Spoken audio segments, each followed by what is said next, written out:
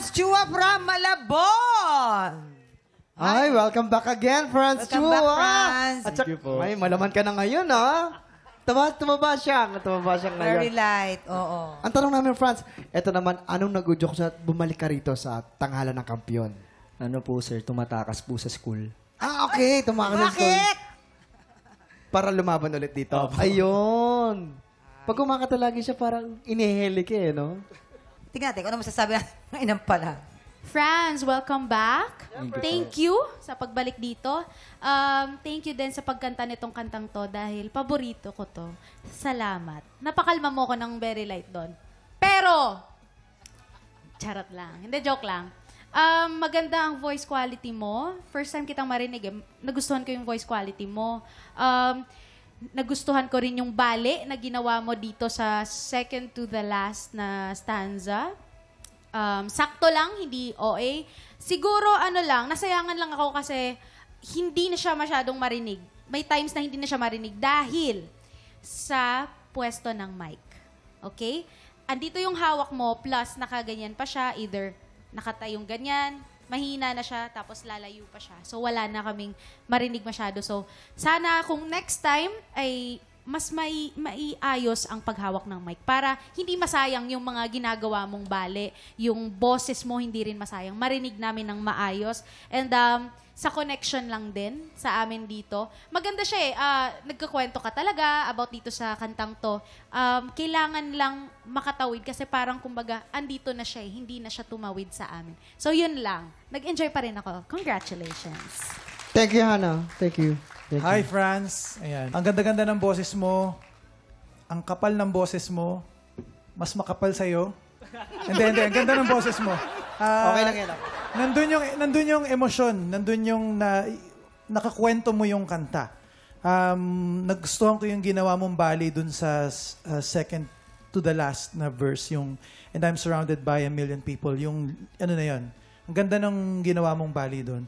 Siguro, kung meron ako makakomment, katulad nung sinabi ni Inang Palanghana, doon sa mga ginagawa mo, yung mga medyo mataas na parts, huwag ka matakot ilapit yung mic para mas marinig namin yung... Kasi creative ka eh. So, kailangan mabigyan mo ng emphasis yung strength mo na yun or yung edge mo na creative kang gumawa ng ibang bali. So, gusto naming mas marinig yun. Yun lang. Thank you po. Gaganda ng comment nila, mama. Diba? Ang ganda. Parang teleserye daw. Di alamin na natin ha, Franz, kung ilang ang ibibigay sa natin mga inampalan. Franz, itong mga bituing ibinigay ko sa'yo.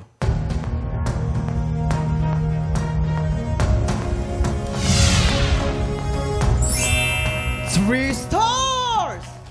Franz, ang bituin na binigay ko sa'yo ay...